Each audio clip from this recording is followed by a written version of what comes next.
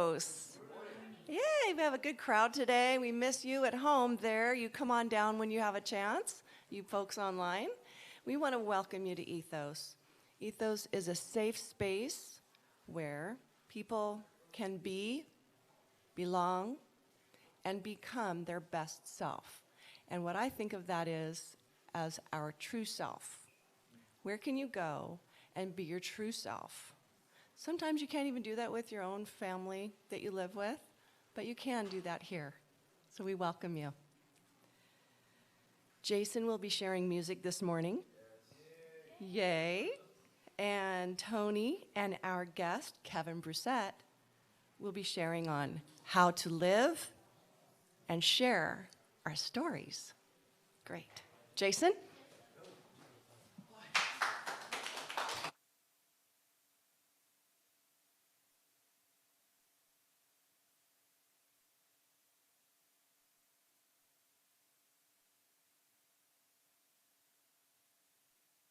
Pulls her head over her dress that everybody remembers, and that was the beginning of my putting my dress over my face. So next time I'll actually do that.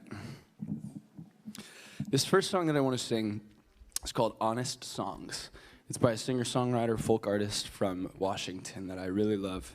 And some of his sound has impacted the way that I write and the way I like to make my music. And the whole thing is just acknowledging how sacred and fragile and wonderful life is, and the fact that we get to kind of gather around with the people we love and be reminded that it doesn't always last, and it makes us savor it that much more.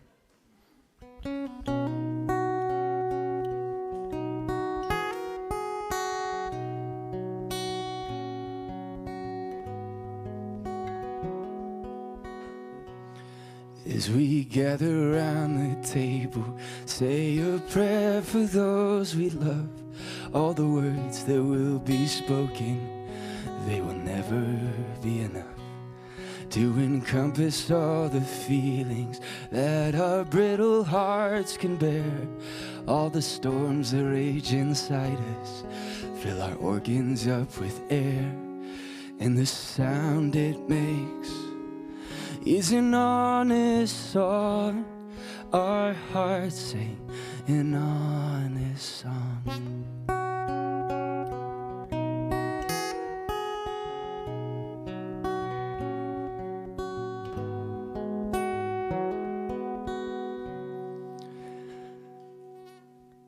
That's not the right lyric. Let's see. All the time spent catching raindrops, all the time we've spent in bed, all the hours that we've wasted, we will never see again. So be good with what you're given, for it's all you have to give. We are only passing shadows in a mighty wind, and the sound it makes is an honest song. Our hearts sing an honest song.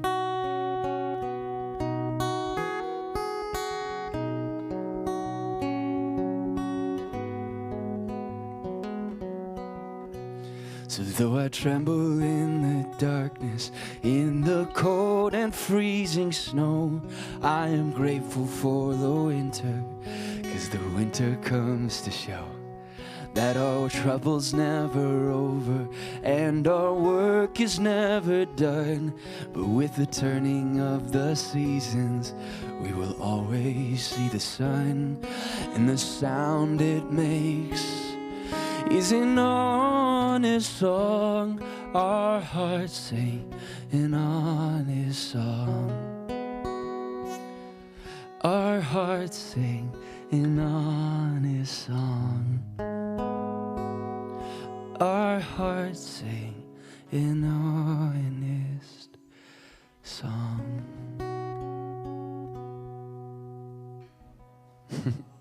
Yeah.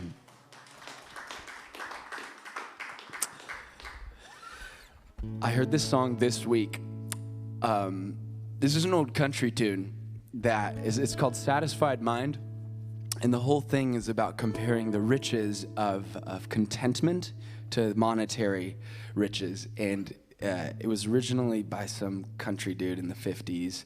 And Johnny Cash covered it. Bon Iver, if you know who he is, Justin Vernon covered it. But my favorite is Jeff Buckley, right? The guitarist, singer-songwriter, tragically passed away in the 90s when he walked into a river fully clothed and then disappeared. Kind of a fascinating tale, but it's true. This is Satisfied Mind.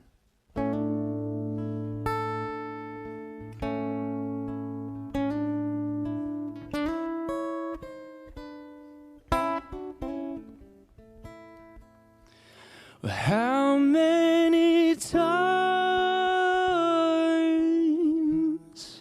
have you heard someone say, if I had money,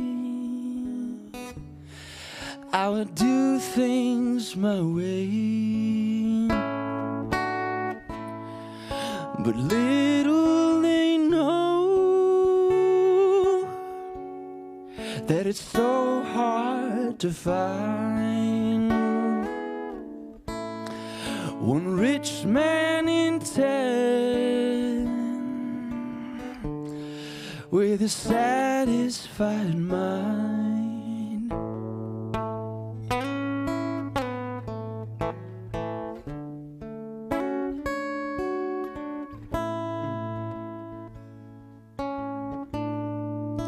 Well, money can't buy your youth when you're old, a friend when you're lonely, or a peace to your soul. Wealthiest person is a pauper at times, compared to the man with a satisfied mind.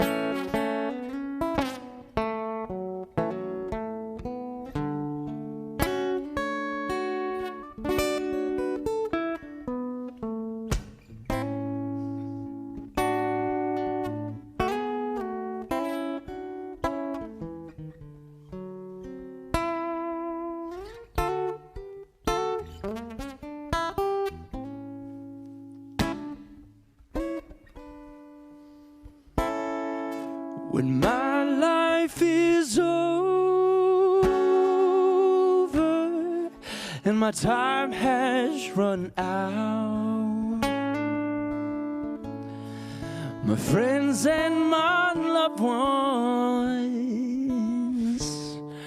will leave, there's no doubt. I will know for certain when it comes my time. I'll leave this whole world with a satisfied mind. I'll leave this whole world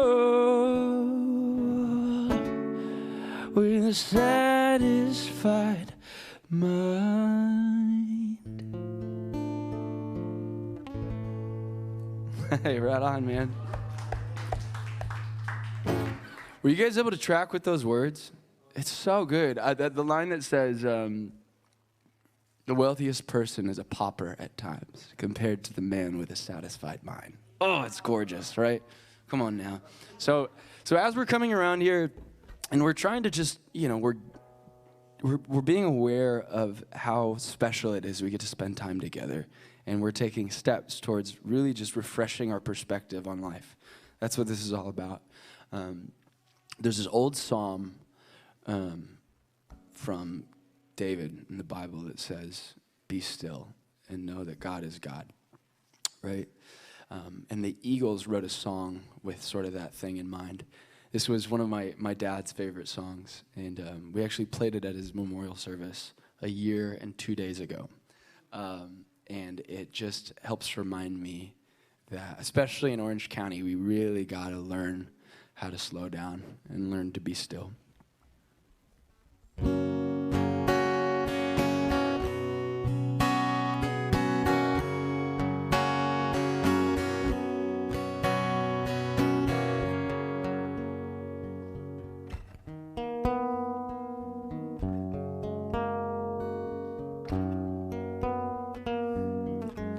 It's just another day in paradise as you stumble to your bed. You'd give anything to silence those voices ringing in your head. You thought you could find happiness just over that green hill. You thought you would be satisfied, but you never will. Learn to be still.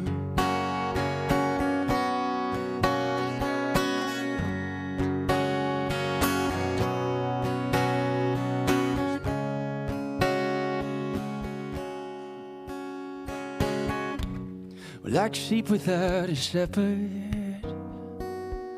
We don't know how to be alone, so we wander around this desert and wind up following the wrong God's home. But the flock cries out for another, and they keep answering that bell. And one more starry-eyed Messiah meets a violent farewell. Learn to be still.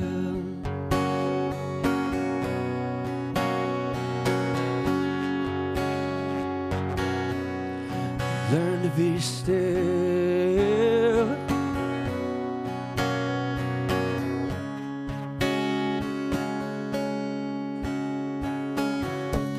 Now the flowers in your garden, they don't smell so sweet, so sweet. Maybe you've forgotten the heaven lying at your feet.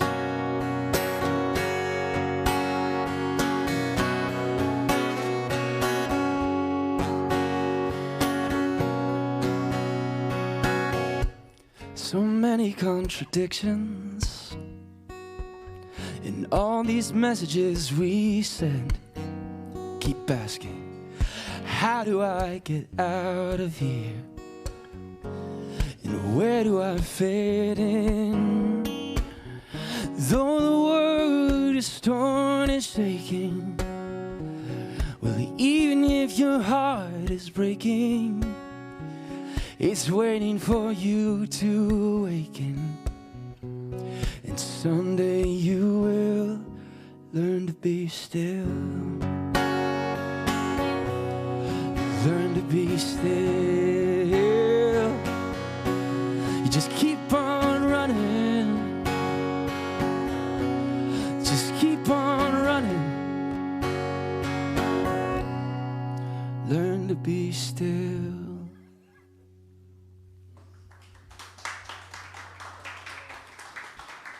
Thank you for letting me be a part of this morning with you all.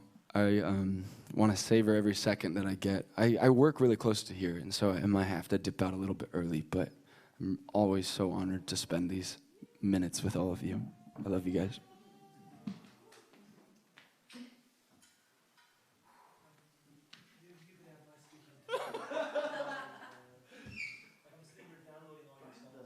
Clicker. How you guys doing? Oh, yeah, get coffee first.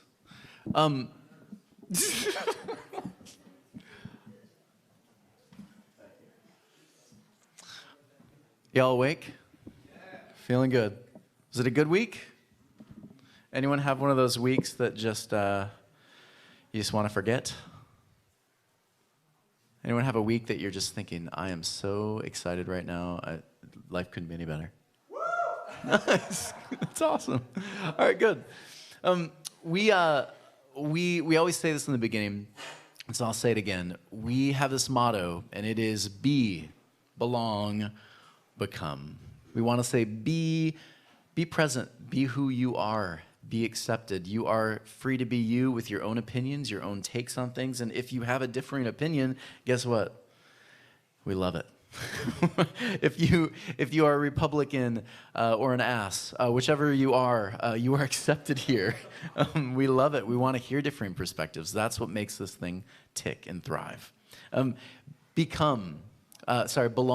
Again, you belong here. Again, whether you are from that community or this community, or you're blue or you're rainbow or whatever you are, you belong. This place is a place you can belong.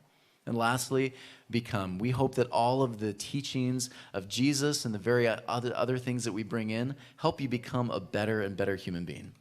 That's the main point of what we do, is so we can learn to become the very best version of ourselves. And we think that what we share weekly, there's something beautiful to it.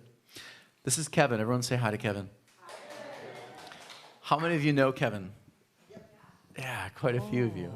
So here, see, this is friends good. In the house. We have friends.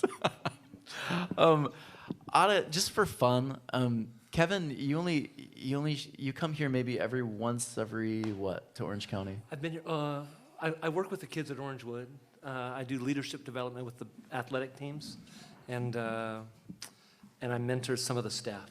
Nice. Whether they know it or not. Nice.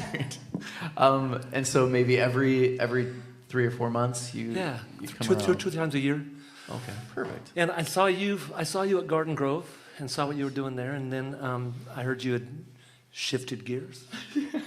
And there's like a lot of people that I love who have shifted gears with you, and so cool.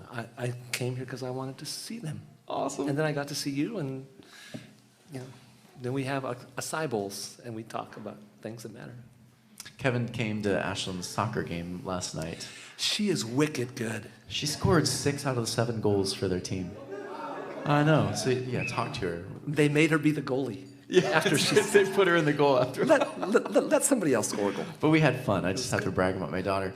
Can we take a moment and just Kevin's here, and Jason's song connected with me in a couple different ways, but Kevin's here once every 3 or 4 months, and I thought there's a lot of us here that like Kevin, and Kevin didn't know I was going to do this, but I wanted to just take a moment and say, does anyone have something you'd like to just say? Kevin, I appreciate this about you, and I'm thankful for you because of this. Any brave person willing to just... Hi, Mom. Hi, Mom, wherever you are. Right? I just met him this morning, and he's already affirmed and encouraged me. He's amazing. Dude, you're amazing. Oh my gosh. Yeah, you have this ability to make people just feel warm and comfortable, and before I know it, I'm telling you my whole story. It just is something... It's all a ploy. It's all a ploy. I'm going to pull you in on my parallel marketing scheme. Yeah, good. Now that you mention it. Oh, terrible. Okay, I'm going to be nice. I'm sorry. Anyone else? Just something kind you'd like to say to Kevin? I would second that. I've known you since I was a kid, but you were always dealing with the teenagers above me, so I never... But I remember going to youth chapel and you just being... He's a rock star. There were people pouring out of youth chapel back then. But every time I had interactions with you, you've always been so kind and so considerate and so loving, and you're not ready to talk to the next person. You will give people your time. Yes. It's really good. Thank you. I loved you very much back then, and it's easy now. It's easy. Good. Anyone else? Whenever he comes, he always makes comments about how he's surrounded by beautiful women that are hugging him. He loves coming to see us because of that. But I actually just love your positive energy when you come through the door. I'm probably being really socially inappropriate. Like, I just don't realize it at my age. But I just like telling people they're beautiful and wonderful. Even Joey, I think he's beautiful. He is. He got a haircut. That's just science. Awesome. Well, I know a lot of people love you here, and I wanted to just start by acknowledging that we are thankful you're here, and all the things you do, the person you are, and we're just thankful that you were able to share some things today. So we're excited. I'm overwhelmed. Good. Verklempt, I guess. Awesome. We're going to start by doing this. We're going to start a new series called Life According to Scout. How many of you have ever read or seen the movie To Kill a Mockingbird? Yeah.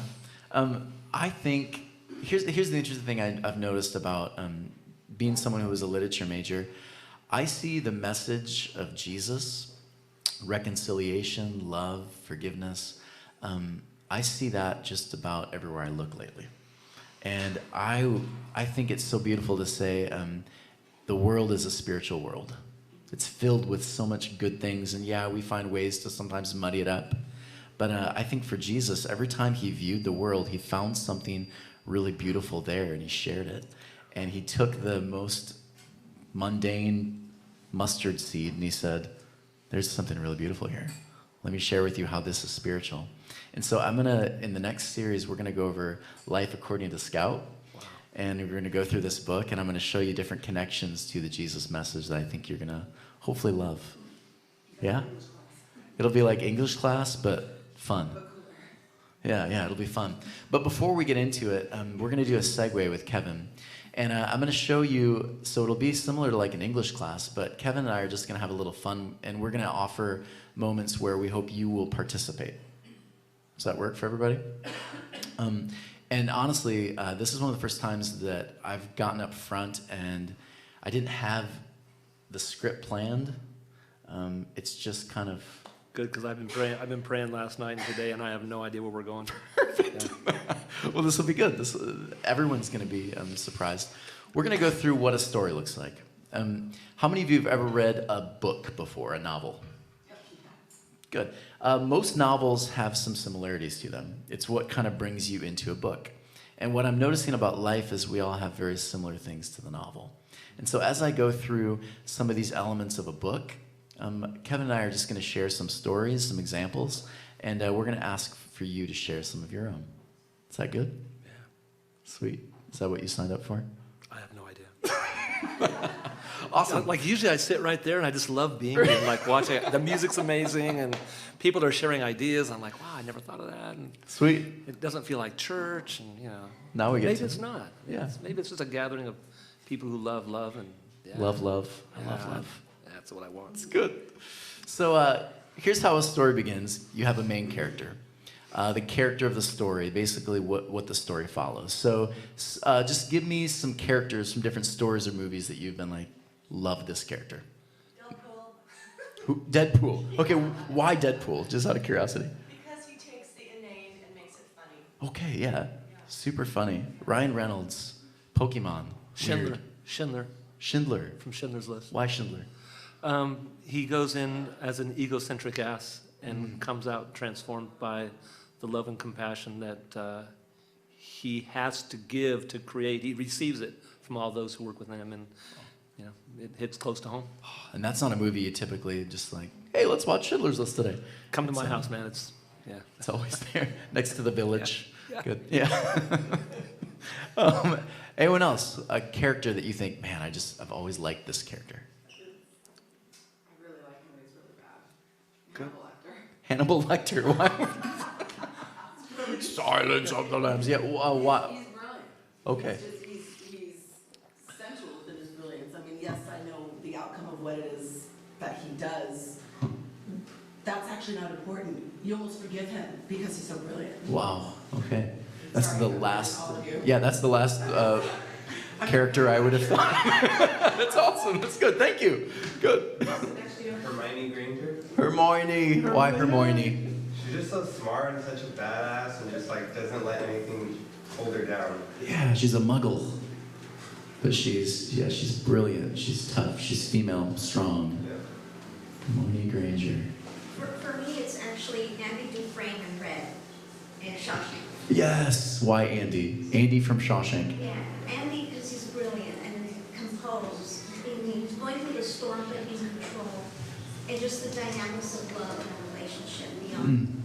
I mean, it's just amazing. I love it. That is one of my favorite movies, Shawshank Redemption. Tell me your favorite scene from that movie, out of curiosity. Well, when he goes out there and he's Yes.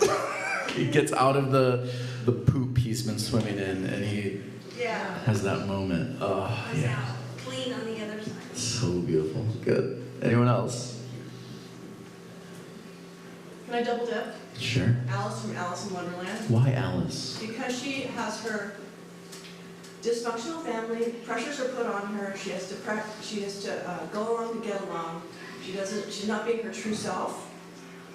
And then through her dream sequences, going down rabbit holes, chasing after a rabbit's time and everything else, pressure and strange oddities, she finds her true self and raises up a whole bunch of, heights her size. And then the queen says, so you don't need us anymore then. Wow. And then she comes out strongly and is joyful to sing the song that she wanted to sing, not the one that was being told to her to sing. She had her own voice. Yes, she did have her own voice. It's beautiful. Why Charlie Brown? I'm so excited. He never gives up. Even though he knows he can't do it, he'll still try. Oh, that's so true. I never even thought about that. You're right. Charlie Brown never gives up. He just keeps going, keeps trying. He just believes that good's going to happen. Oh, yeah. Like she's not going to move the football. It's like, this time, this will be the time. Good. Awesome. I wrote down some questions, Kevin, and I thought we'd open it up to people afterwards, but after just talking to you last night, I just sat down and I just started writing stuff that I thought, I would like to hear this. Okay. And by the way, Kevin and I both acknowledge we don't have all the answers. And, Right. and our answers may be very different. And they might be wrong. Very likely. But their experience. And so that's why we're going to share perspective, and then we hope that you will too. Everyone get that? Okay, good. So Kevin, when I was thinking of the main character and character development and the different characters that I'm drawn to, I thought of like Pip from Great Expectations for me. I thought of Scout from To Kill a Mockingbird, Walter Mitty from the movie Walter Mitty and the short story, because those are the people who I see conflict, movement, change, stepping into the evolution. And I was curious for you, what are some of the ways in which your character has grown the most in your journey, just in the last couple of years? How has your character, and then we're going to give you an opportunity to do so as well. Okay. Can I do a little back? God, you're Yes, terrible. please, You're terrible. please. Can I do a little backstory? Yep, Okay. please. So That's in what I'm hoping. a nutshell, I was an Adventist pastor for 18 years. I worked in Orange County from 85 to 95 with Gene. And then I took a call to Portland, Oregon, taught at a Portland Adventist Academy for 7 years. And then And you taught I taught Bible. Bible. I have a degree in recreation. I wanted to be a boys' dean at a boarding school because I thought that was the one place you could totally transform kids. Like you'd give them a music studio and weight rooms and all kinds of crazy stuff, which I did anyways at the schools that I worked at. And then the conference and I got into this kind of crossroads, and from my perspective, nothing immoral or anything, but we just chose to disagree. And even to this day, like I can't preach at a church in Oregon, but I can lead worship at any church in Oregon. It's like this weird conundrum of my past and our relationship and whatever. The songs are okay, but Yeah. you So I just guess can't if I do a say long anything. enough worship set and just talk in between, it might be fine. I don't know. And it's funny because and I'm not sure this is where you're headed. There was a time that I got really bitter. Tell me. I was just. I don't know anything about that. What does Gosh. that look like? So in a nutshell, this scenario, the story, right? So in my life, I always felt like I entered some place as Frodo Baggins and always dreamed of being Gandalf. Like I came with nothing and I wanted to serve and be a hero and engage and I've always longed for belonging.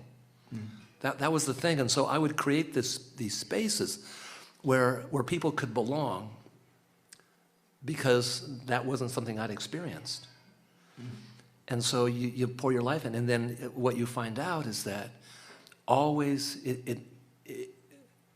because my core wasn't centered correctly, I think it's my baggage, because I kept on trying to make it work out here instead of here, that it always broke apart. Like my sense of belonging always never fit, right? And so what happened is I left working for the Adventist Church and got hired by a non-denominational church, and I worked there for 12 or 14 years. Ran a really amazing school that every kid took dance, drama, fine art, and music. We traveled for a month a year, and it cost $200 a month to go there. I mean, come on. You know? It was, yeah. Sign me up. Yeah. I got old and tired. So, but what happened after that? There was a time then when I the largest donor at the church I was at left, and I took that chance. I just said I felt like maybe it was a cheap way out to make the church deal with it, but I just said I think I'm done. I think I'm done. And I came to a place where I had spent most of my Christian life trying to proof text what I believed about God. Right? So you go through your Bible, and you're not reading the Bible as a story unfolding, as a revelation given by people who were writing about their experience at that time. I mean, I was talking to my dad, who I just love to death because he's 86 and he's a Bible scholar. And I go, Dad, do you think Paul was writing to the Romans hoping he had a bestseller in 2019? This is going to kill in 2019. He's going to kill in 19. My heirs are going to rock. You know, and he goes, no. And so you have this sense of the Bible being relevant and very applicable to the times they were in. And then there's this shift in my heart that said, what are the principles I can draw from that and apply to today? Like, you know, I have friends of mine that are gay who I just love to death. Hate to even label it that way, but it's going to be relevant in this process. Like, talking to my dad, like, so Dad, do you think that when Paul said we're not Jew or Gentile or male or female, do you think he forgot to go fat and skinny or short and tall? Or I mean, what were the parts that he missed out? Just because they weren't relevant. Like, where does God's love end? Where does it, you know? So all this leads up to, I've had a history, all the mistakes or all the struggle in my life is based on my longing to belong, right? And so I'm in Ohio helping my son get into a college back there. And this counselor that I go to about twice a lifetime, he said, Kevin, I want you to think about something. And this is what we're going to, I think where we're headed. I'm loving what you're saying. Okay, so he says, we tell our story until we hear it. What? What? Well, what happens when I hear it? He goes, once you understand your story, you don't need to tell it anymore. So backtracking to me leaving the Adventist church, right, as far as I actually go to a little Adventist church that looks like this in Portland. It's like, oh my gosh, what happened? So I reflected back on this time I had when me and the conference president disagreed on some things, and how this anger boiled up inside of me. Because I wanted to be Gandalf, right? And they were treating me like Frodo. And I'm like, but I don't want to be Frodo. I got the ring and I'm just going to disappear, which is what happened. And then I started realizing, so Kevin, what was the undercurrent to that story? Like, why were you so angry? Like, let's look at what God has done since that time. And so at the time, what was the crisis, the pinnacle of my faith, like what am I holding on to, became the very door that offered freedom in ways that I couldn't imagine. I'm finishing up a 3-week road trip. I have a small nonprofit that mentors all my old students. I come and find them and I buy them beer or coffee or a joint or whatever they're doing, you know, just so I can be with them and go, hey, I love you and you're amazing. And you know, I've actually never bought anybody a joint, but I'm telling you that I would. For you out in the universe, if you need a joint, I'll come. You know, you might smoke it after I'm gone, but I'm not, and only if it's legal, you know.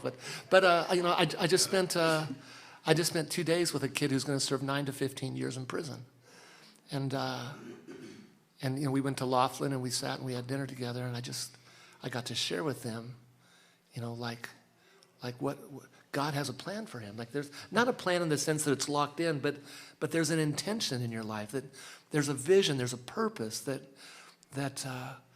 good's coming.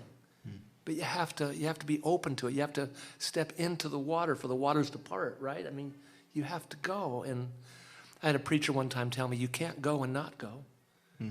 You can't say you went and then not go. I had a guy, he was an actor in Portland, and I was a pseudo singer-songwriter, really. And we would sit and tell each other about how he'd say, yeah, you know, I almost went to L.A. to be an actor. And I'd say, and I almost went to Nashville to be a songwriter. And after about 6 months of us making that statement, like I almost went, I finally said, you know, I almost went to the moon. I didn't. I didn't go. So I don't get to count it if I don't go, right? So where am I willing to go? And am I willing to look at the story that's unfolding and see the beautiful undercurrents that don't appear at the surface? Because one of the best things that ever happened to me was not being a pastor in the Adventist church. I miss those people. I still get a chance to love those people. But I'm a cage-free, free-range pastor. I get to go wherever I want. Wherever the Spirit leads me, I go.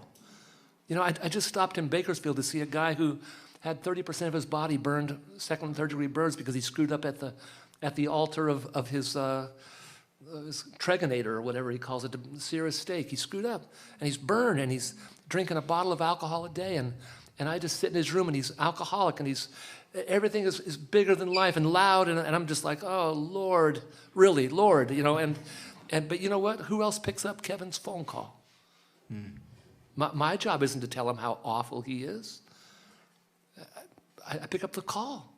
This morning I'm sitting in the parking lot, and the kid from Kingman, who's going to serve 9 to 15, calls me and says, hey, sorry I missed your call, man. And I said, you know, have hope. Something good's coming. You got to use this.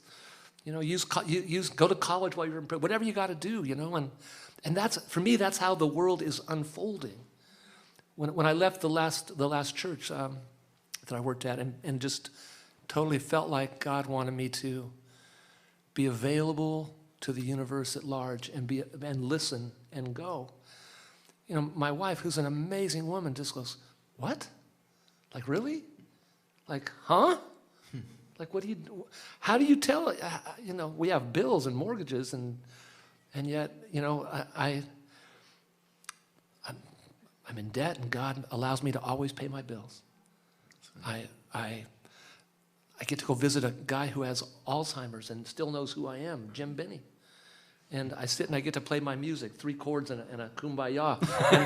and you know, and Jim says, if I could just hear that every day. And so I get to do an album for Jim.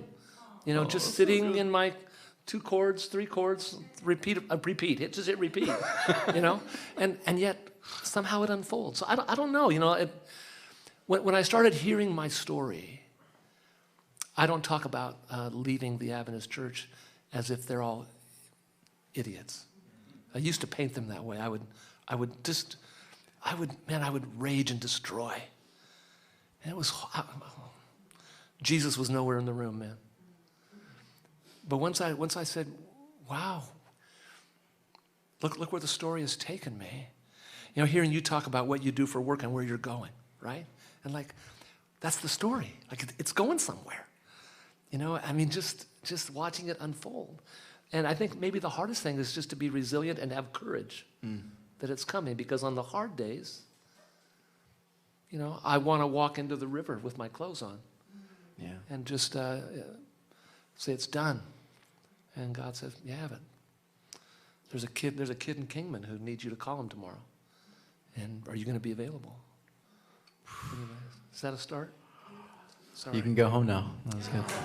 That's good. No, he's going to play some more music. Right? It's just like, do you know Jesus? Oh, you know that song? Oh my.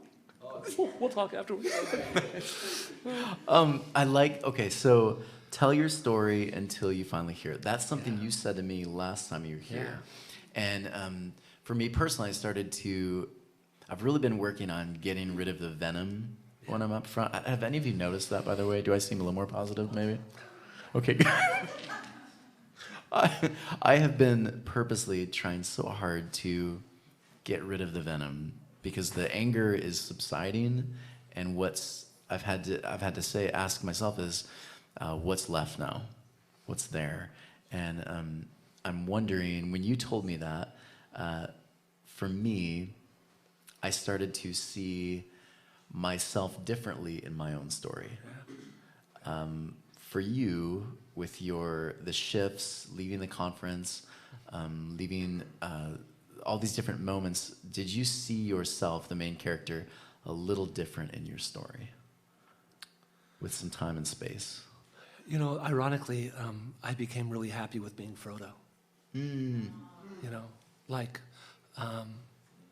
you know, I was a kid from Montana who was full of insecurities, right? And maybe like a kid from Michigan. Yeah, I feel like the two could be friends. Yeah, you know, but we're bombarded by this Lone Ranger mentality, this John Wayne bootstrap it till you make it kind of a thing, and it's a brutal loneliness that a whole culture experienced, and I don't want to be that. You know, I want to be open-hearted to the connections. Am I available for the people who walk through the door? You know, I've left $100 bills for waitresses who are working 3 jobs and raising 4 kids. Wow. You know, why? I don't have really $100 to, but because it felt like it was the thing that the universe was not going to, for me it's Jesus is not going to leave me void. He just doesn't leave me void. This is embarrassing because we're in the universe right now. This is going somewhere, right? Yeah. Okay, so because I longed to belong so badly, I leveraged all the credit card debt I could afford, buying equipment I didn't need for kids who didn't care with money I didn't have. Until at the end of my ministry, I was $70,000 in credit card debt. That's a lot. You know, and guess what? The Discover card keeps saying, oh, by the way, we're going to raise your interest rate. Happy to be here, man. Guess what? In the 15 or 20 years as I've been accruing this, I have never missed a payment. God has been faithful. Now, do I think that's what God wanted me to do? Absolutely not. I think it was out of my brokenness because I longed to be connected. But you know what? It doesn't really matter because I'm in the path. And I'm choosing that path, and I'm going to move forward. And there'll come a time whether you know I get a 3rd job or whatever it is, I'll do what I need to do to make that happen. But until that time, we're going to keep moving forward and let the day, you know, when Jesus said the kingdom of heaven is now, the shift of living in the present was so evident. He was feeding people now. He was being relevant now. And I think for us who are choosing to be people of faith, whatever you're.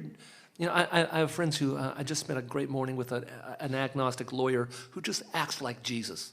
He has spent his life helping the homeless have housing. That's what he wants to do. But he's not sure what to do with faith, right? And I just say, man, if you can't make a decision for Jesus, make a decision for love. I mean, in my heart, the Bible's very clear. 1 John 4:8, God is love. 1 Corinthians 13, here's what love looks like. Matthew 25, Jesus says, those who love whom I love goes home with me. If there's a place after this, we get there by choosing to love and care and engage the broken around us, the alcoholics, the wounded, the whatever it is. So choose that if you need to. That's okay. Just choose.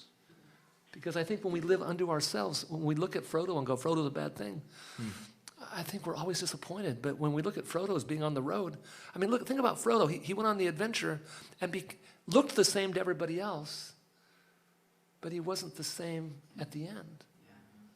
And I think that's what happens to us when we engage the journey. I think you mentioned something about the venom. Right. It's so easy to tear stuff down that's already built rather than build something new. Right. What are the core foundational precepts that you're going to live by and engage? What will you borrow from the past? What will you take into the new and make it your own? That's the challenge. And for me, coming to a place where God was excited about that journey, not angry.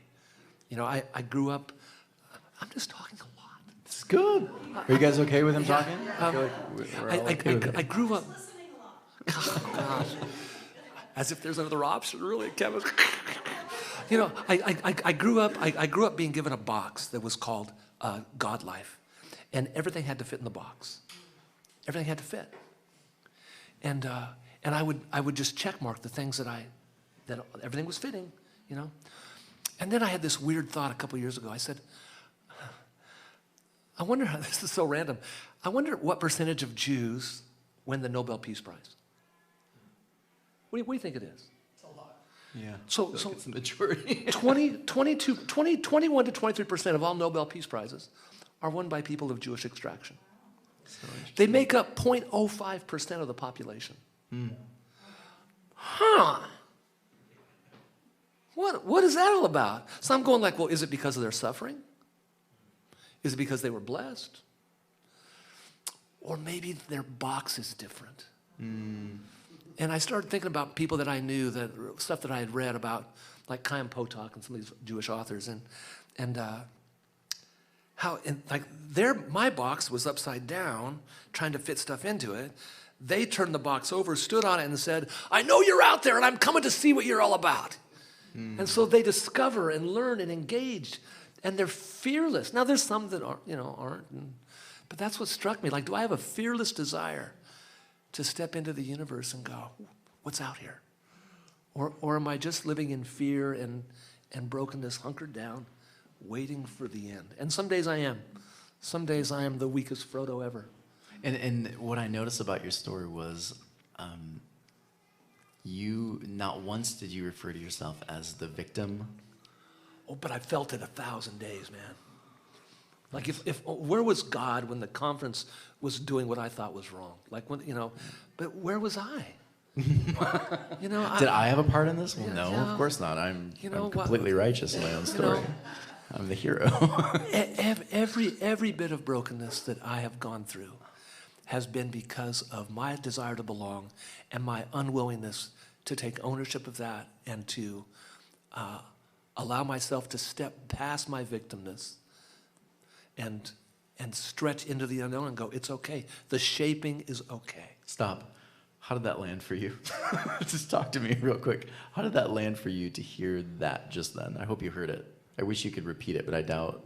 I don't know. Yeah. I have no idea what I said. Tell me, how did that land for you? For me, I'm just writing about this recently, that the brokenness and the sorrow I have had has shaped my character and made me who I am today, if I allowed it. To make me beautiful, or to make me crooked. Right? So I could be crooked by the pain, or I can be crippled, or I could be elevated and rejoicing and saying, I'm usable, I'm going to go share with somebody else who's having the same thing and lift them up. So that revelation right there was life-changing, because to sit with a meth addict, he could always come off the street and ask me for the 3 C's, coffee, conversation, or cigarettes. To sit with him and to tell him that because, and this is my spiritual foundation, and it might be wrong, but it's where I'm at now, that I was born broken, and we all have this brokenness. We talked about this a little bit yesterday. And we don't agree fully, but that's okay. I don't know if it's right, but it's just my way of understanding that I was born not measuring up to this ideal that I think I have. And he's born broken in his ideal with a process. We both make mistakes and engage in, and that we're equals, that I as a pastor and him as a meth addict are no different. It's just, this is a little bit sidetracking, but I told him, I said, the things that I used to call sin are really just symptoms of an interior journey that's not reconciled. So my obesity is not about me being a bad person. My obesity is about the fact that I eat because I have a longing that I don't know how to deal with yet, and I'm learning to.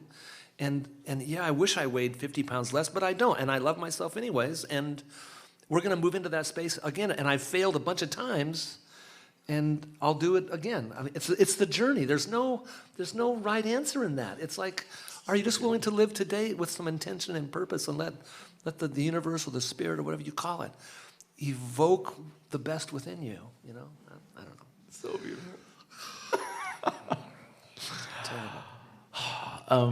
For me, hearing that, I know the victim card, the way I viewed myself, the last 8 months or so, learning to take responsibility for my actions, owning some of those things, saying, maybe I didn't fit in. Maybe taking the ownership of those things too has caused me to have to shift a bit. And I know that none of you have conflicts in your life where you're ever tempted to be the victim in the story. But it's so interesting, once we drop the victim card, and just flip the box upside down and stand. It's something shifts. It's a beautiful shift. The main character part was supposed to take 3 or 4 minutes. Yeah. This is fun. This is really good. I wanted to move into, every story starts with a setting, and this is where the story takes place. And I wanted to, just out of curiosity for everyone here, what do your friendships look like? What do the people you surround yourself look like? What do they talk like? What do they believe? Do they lift you up? Do they bring you down? What does your workspace look like right now? Is it a positive atmosphere? Is it a negative one? The community that you surround yourself with, whether on Saturday, Sunday, Monday, Tuesday, whatever day that is, what does it look like for you? What is that setting? Is it helpful for your journey, or is it something that's bringing your journey down? All interesting things to consider. And even in that framework, what do you need to refuel and to refill your space? Are you trying to use other people to refill? Nice. Or are you creating time for yourself to refuel? And are you going into those communities you're talking about with an intention to love well, or to take? That I need what you can give me, so that this interior space is filled with something that I don't know how to find, or I feel like I have access to. Right. Because there's this dynamic tension between, going to work and what's even coming home. Yeah, would the way we talk about work look different if I was constantly, my focus was, I'm going to pour life into this space? Which you can only do if you're coming to work with light in the space. Good. Right? How are you finding light before you? The silence in between conversations. Nice. Like driving here this morning. So I sleep on the weight room floor at Orangewood. Why? Because nobody's there. It's lonely. It's silent, except for the ice machine that gives new ice every 12 minutes. And I sleep right through it. So I want to just so everyone heard that correctly. Instead of staying with people who, you have so many people here that would gladly have you, but you're saying, I don't want to stay. I want to stay in this weight I room. love you and I can't stay with you. Sounds like a bad relationship. But there's an intention behind it. Yeah, because I know I need to refuel, and so having nobody, we're no obligation, and they're kind enough to let me use the shower and stuff, and it's also because I want to invest my resources in people, not in lodging and stuff, and so because that refills me, so that yesterday I had 2 very meaningful conversations, you and your family, and then a young mother with 2 kids who I spent the morning with and took them to lunch. And that was 5 or 6 hours of really amazing time, but I'm an introvert, and I need to be alone. And if I don't get alone time, I have nothing. So when you go to work and you don't have the light inside to share, to pour out, then what happens, you reverse the process, and you suck all the light in the room because you need that. Succubus. Yeah. Oh. Yeah. How are you guys filling? How are you getting filled? I used to think that church was a space where, well, I come to be fed. What if it was the opposite? What if community, whatever the space is you find yourself in, what if that was a space where you're celebrating? I don't know. It's a switch, and sometimes, you do show up, and it's been a hard week. That's normal too. But how are you guys filling up? Connecting, finding meaningful connection and power, and how are you doing that? For me, nature really helps. Nature. What are you doing in nature? I just sit out there and watch the wind go through the leaves, check out the flowers, stop and smell them, pick up a small pine cone, watch the water ripple over the rocks, and something just settles over me when I do that, and I know what that something is.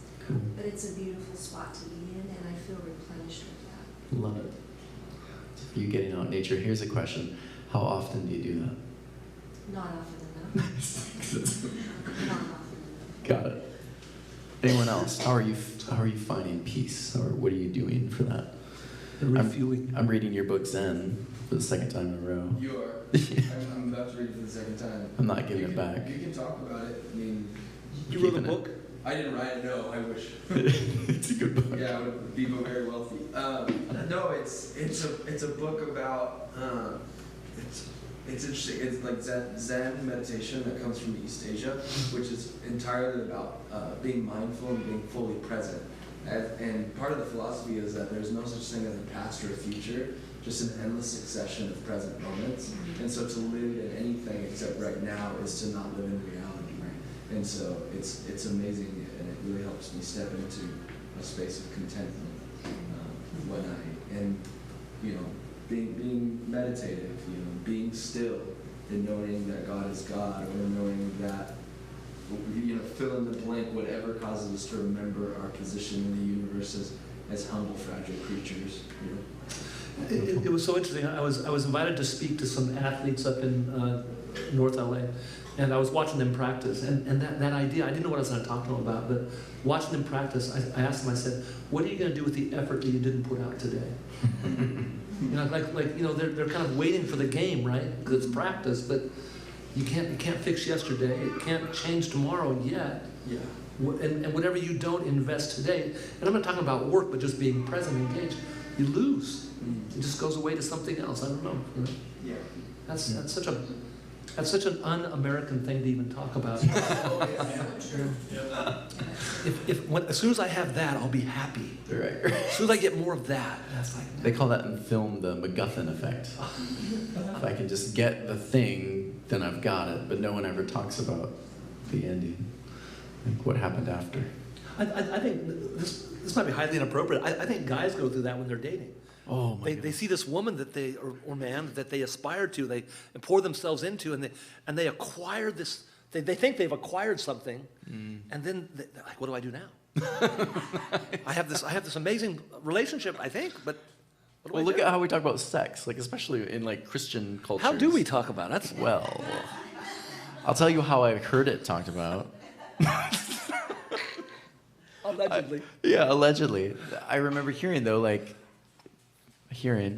thinking, once you had sex, like everything changed. It was going to be so good and blah, blah, blah, blah, blah.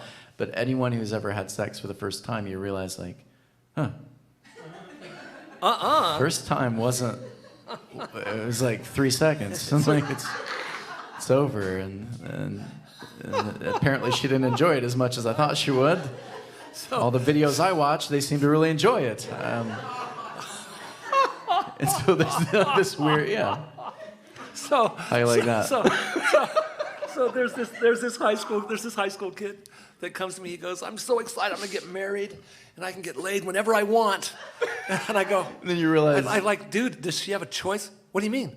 Well, do you think she's gonna feel the same way? And he goes, well, why wouldn't she? I'm like, oh Lord, God bless you, kiddo. Call me in a year.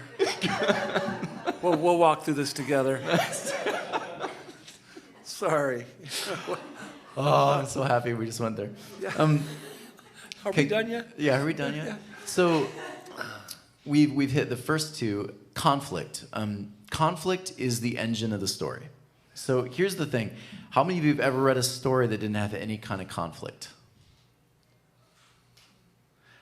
How many of you viewed heaven as a place where there's no conflict? Used to, not anymore. Except for that one more thing. Yeah. Jason? Yeah, I haven't thought about that. Tell me. Once you keep going, though, I will interrupt you with a comment. You want to hear it now? I do. I might as well. In regard to heaven not being a conflict, there's this comedian that I love named Pete Holmes, and he went to Christian college in Boston, to Gordon, and he started to become a bit more agnostic, and then has stepped back into a bit more of a spiritual headspace. But his comedy is both vulgar and very inspiring and spiritual. And he talks about hell, and he's like, you know what? I'm not really afraid of the torture in hell. I think the worst part would be not being able to talk about the torture. He was like, every hour they blow a whistle, you go into a common room, and drink a cup of boiling water, and you're like, oh, so what are they doing to you? He's like, oh yeah, there's like 1 million tiny crabs that are eating me real slow. He's like, oh, with the little nibbles? And there's this like camaraderie over the suffering. And then he goes into a really vulgar one, but he ends up saying, he's like, you know what, that wouldn't be so bad. Suffering than talking about it. Suffering than talking about it. He was like, actually, that kind of sounds like heaven. He's like, that's kind of what we're doing here, right? And I was like, okay, that's cool.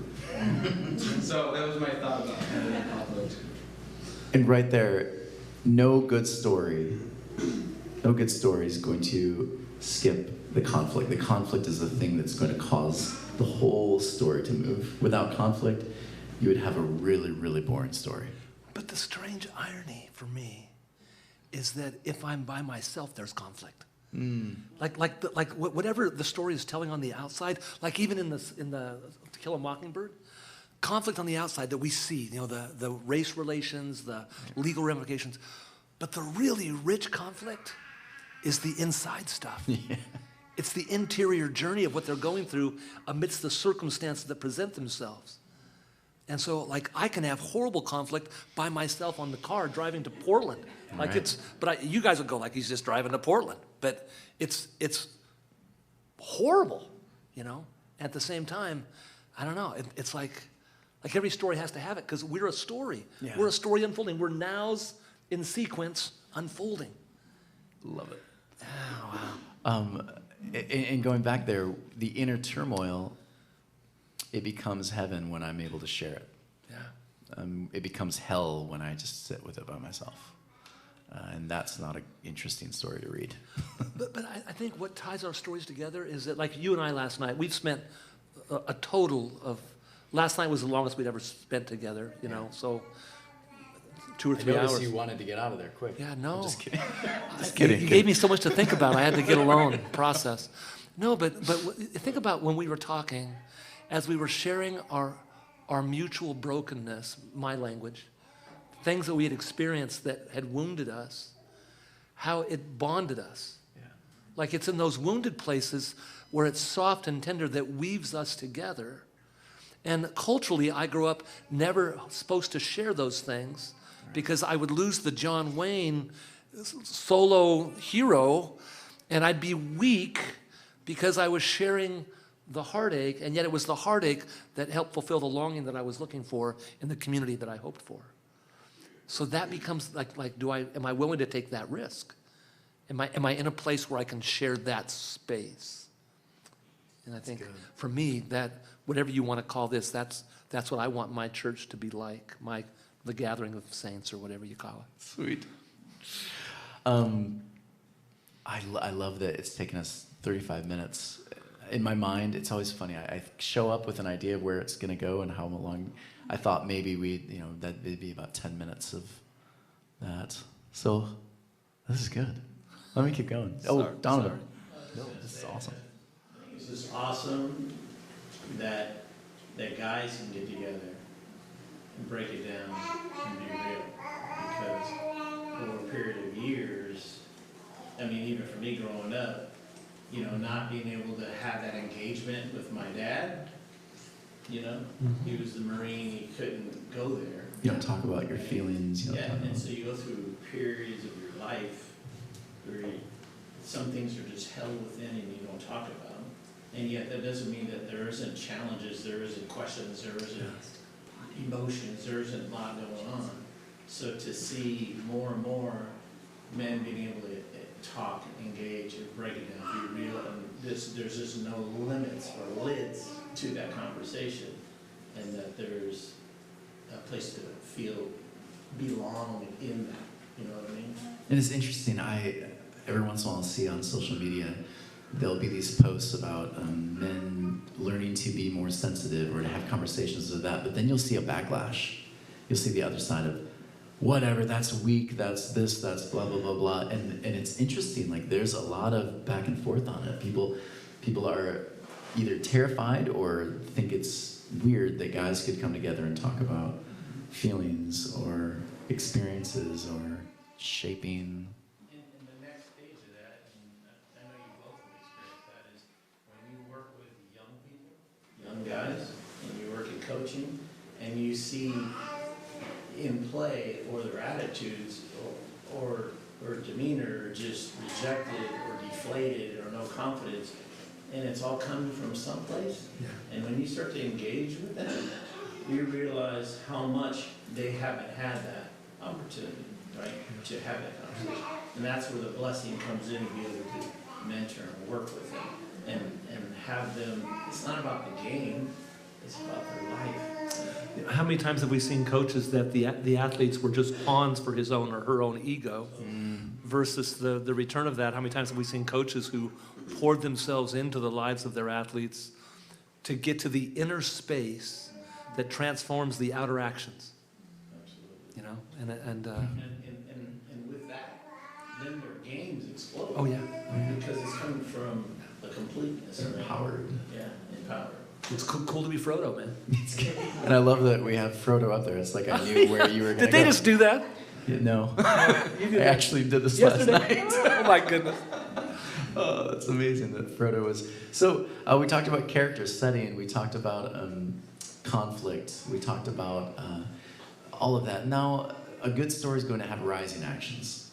And so what you'll find in a good story is the character is going to face mini battles.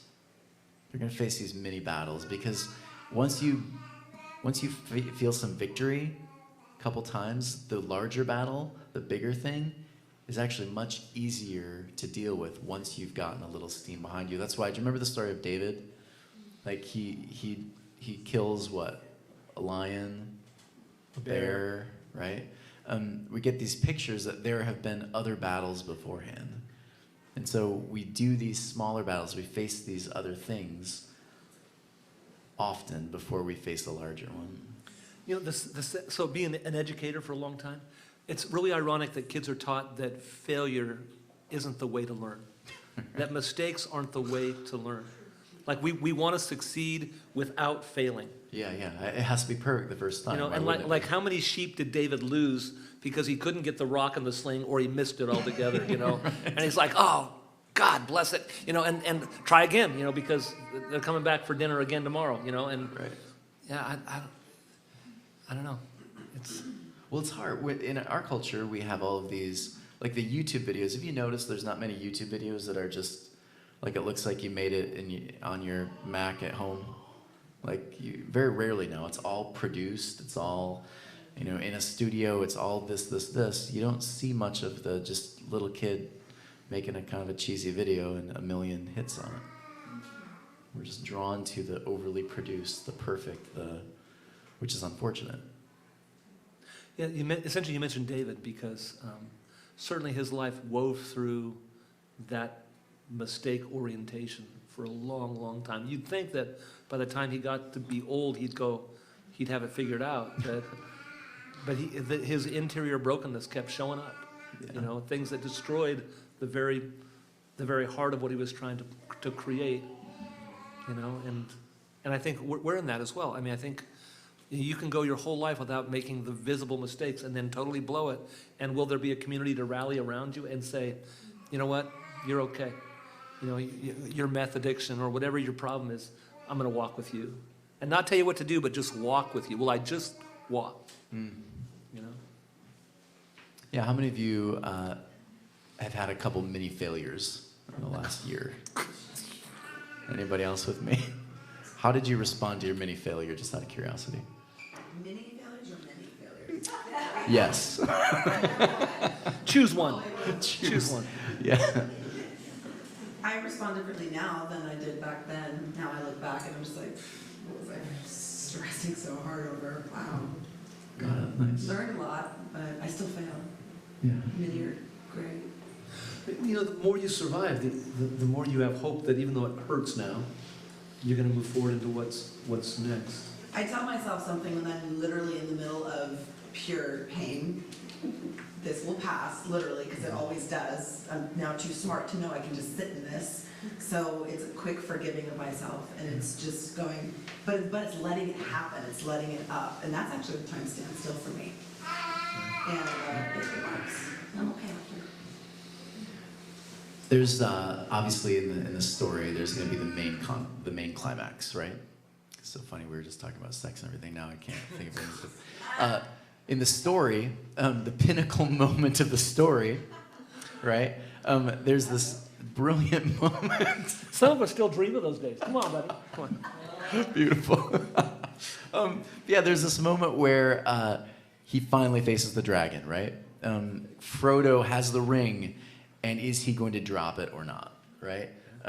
The moment where Walter Mitty stands in front of the boss, and he's about to give him his and so the moment is, will they overcome? Will they do the thing, or will they slide back down and have to face those mini moments again? The climax, the climactic point of the story.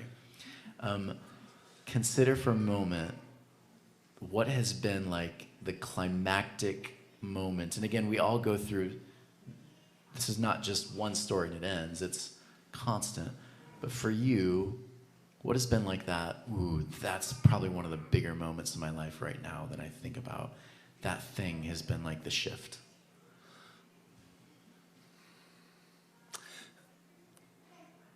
So, the irony in my spiritual journey has been that I always thought it was like what you're talking about.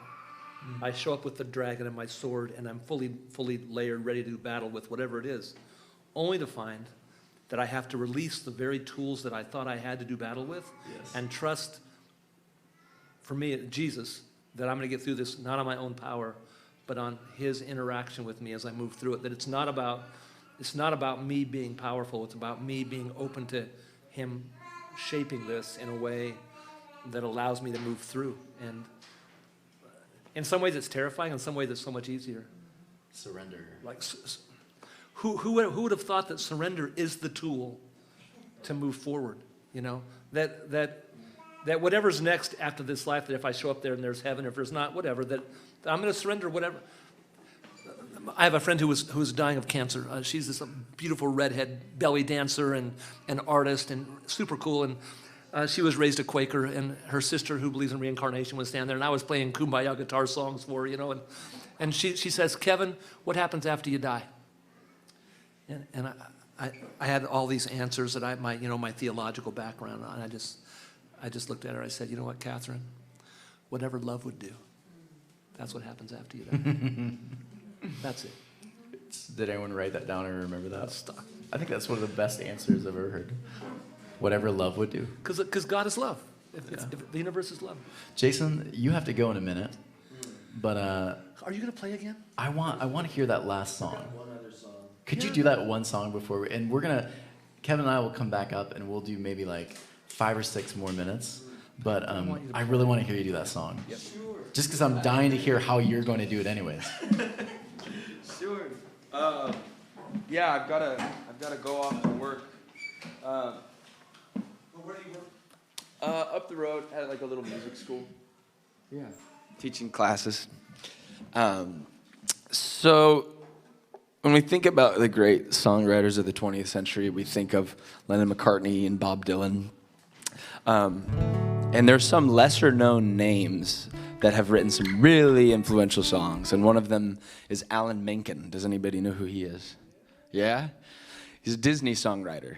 So all throughout the 90s, Aladdin, Little Mermaid, Hercules, Mulan, like all of these movies, he wrote the music for it. And he also wrote the music for Pocahontas. And I always, even when I was leading worship at a church, I would always say, this is a better worship song than any of the ones we sing on the weekend. It's from Pocahontas, and the whole thing is about finding the spirit and the dignity inside of every living thing on the planet, and it's really cool. So.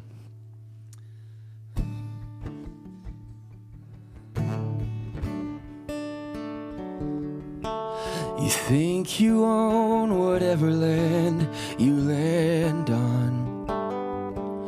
The earth is just a dead thing you can claim.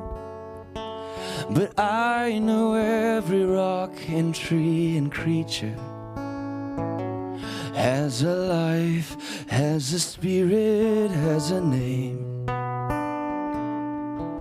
You think the only people who are people are the people who look and think like you. But if you walk the footsteps of a stranger, you'll learn things you never knew, you never knew. Have you ever heard cry to the blue corn moon, or ask the grinning bobcat why he grinned? Can you sing with all the voices of the mountains? Can you paint with all the colors of the wind? Can you paint with all the colors of the wind?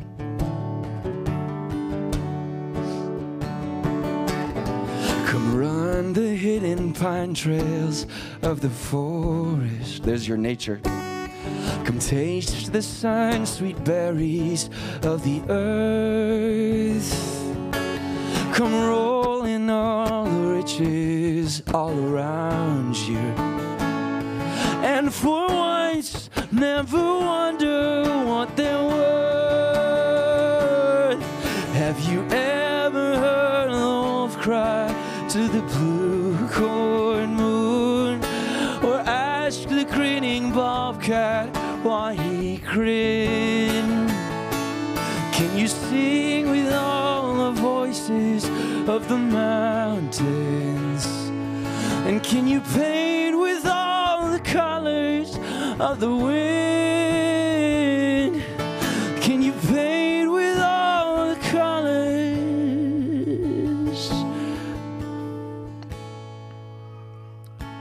And how high does the sycamore grow? If you cut it down, then you'll never know.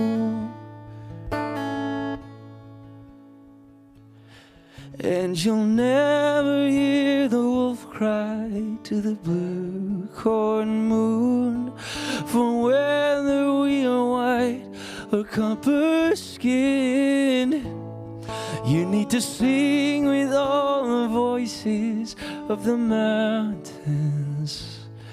You need to paint with all the colors of the wind. You can own the earth and still all your own is earth until you can paint with all the colors of the wind. Yeah. Yeah.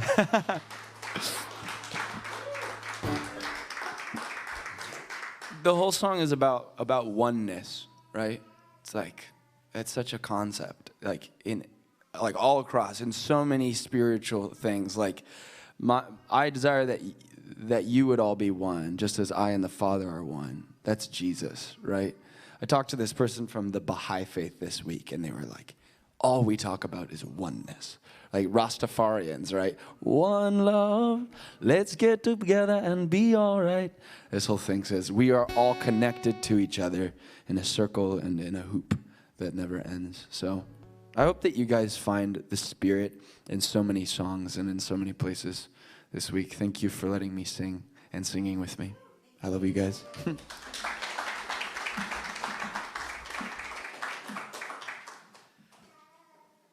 We're going to, Kevin and I are going to close with just a couple. Can you take me back to slides? Can you take me back to the climax slide? There it is. After the climax moment, thank you again, Jason. And Jason, you'll be playing where this week? Yeah, right, exactly. Oh, gosh, in my room. We'll be posting the address after the show. Yeah, exactly. I'll show up in Jason's bedroom.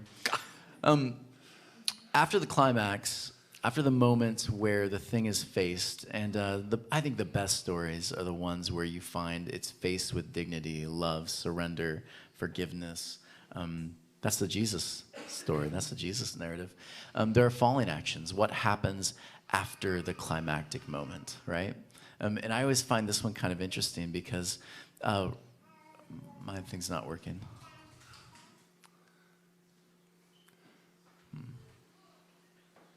There we go. I find it interesting because I don't have my slides up there. Well, that's a bummer. I find it interesting, after the resolution, again, we'd never hear what happened to Thor, did we? Does he stay fat or not? Like those moments when... hope. Yeah, when Indiana Jones finally gets the Ark, what happened after it? Does it become a paperweight on his desk? Like, what happens, right? What is the resolution? And what I'm learning, and Kevin, I'm hoping you'll piggyback a little bit, is what I'm learning about each one of our stories is that when we face the climax, the climactic point, the thing that we've been running up against, and we finally face it, we deal with the issue, the problem, there are falling actions, but guess what will happen in a couple months? We go right back and we start again. And it's one continual movement of learning how to gracefully do it. Yeah? Yeah, I think it's not over till we close our eyes and go to sleep. Beautiful. You know, at that point in time, we've done all we can do with what we've been given to facilitate and share the grace and love that has inspired us to become who we've become. And thinking that, you know, we look at pinnacles like in these stories, and I love these stories. Oh, yeah. We look at the pinnacle of it was probably harder for Frodo to go back home and live a transformed life among people who didn't understand than it was to go on the journey, because they never saw all the changes that went on. And for us to go and take, for me, to take the faith and grace of Jesus into the world that I live in without being judgmental, critical, or just an asshole, then as if my mom can be watching this and not hear that. She didn't hear it, but what did you say? She'll ask, you know. To take it, you know, like I was thinking about this place, right? Like this community, like what's going to happen in this community? You know, this is an amazing space. I'm always stunned, and not in a judgmental way, like why there's not 100 people sitting here engaging. And what is that? Is it a time of going deep and gathering that then will spread itself out, or what? And for you as a leader to facilitate this, how does your heart stay fresh and current without being discouraged if 1 week you have 8 people here, and next week you have 25 or 100, and how does that, because you've tasted mountaintop, what we call success, right, and for whatever reason we're led someplace else. And the depth of the someplace else, nobody ever honors. You're right. Nobody ever honors that, you know, but it will be the transformative moment in your future, that moment of transformation, of shifting. At least that's my experience. That I learned more about the divine, God, Jesus, in the last 4 years of being homeless than I ever did staying in the bubble. And because guess what? All the people who came into my church were already saved. They thought they were saved. They had this Jesus experience, but they didn't have the growth experience, right? And now out in the real world, my theology is very different. You know, it's the 5 Fs, you know. Which I love. Yeah, you know. Are you going to tell them the 5 Fs? No. You know, we can talk about it afterwards. But it has to do with forgiveness and having a future worth fighting for. That can I forgive myself? Can I forgive those around me? And can I move into the future knowing that the universe is for me? That what we're doing has that this place here hopefully allows you to go out and to touch the people you work with and love on the people you work with. Maybe you'll invite them, maybe you won't, but you'll be filled. You'll go out with light. Yeah. You know, that just leaks out through everything, and just, you know, you engage and love, and they go, wow, how are you this way? And well, love does this. You know? Wanted to leave you with this quote. We talked about Henry Nouwen yesterday. Yeah. And I thought, this would be such a good quote to read to close before Pam comes up and does some announcements. Here's what one biographer wrote about Nouwen, actually, and then he does a quote. He said, Nouwen had a breakdown midway through his life. He went to a small church and took care of the poor and the weak. In the place, he broke down, attempting to make peace with himself, his full self. he laid on the floor one night and cried out to the divine, "I want to come home. I want to come home." Only to hear the voice of God say, "Then come home, Henry." He said in his dream he saw his heart and God opening it. And Henry said he looked at that heart, his heart. This heart he'd been trying to escape since he was an adolescent boy, wrestling with being excluded and never fitting in with the church, and yet desiring to fit in, desiring to please God, and yet feeling the need to be loved. He said he stared at the door, this door that had opened, God opening it, and he screamed, "Oh God, I can't live there in that heart. I cannot live in my own heart." To which the Father said, "Oh, Henry, I'm God. I've lived here since the day you were born. Wow. If your heart can be home to the divine, then surely it can be home for you. Come home, Henry." It makes me think of my story, all of our stories, and those climactic points we forget. Home has been following us the entire way. Yeah? Pam, would you come up and do the announcements before we finish?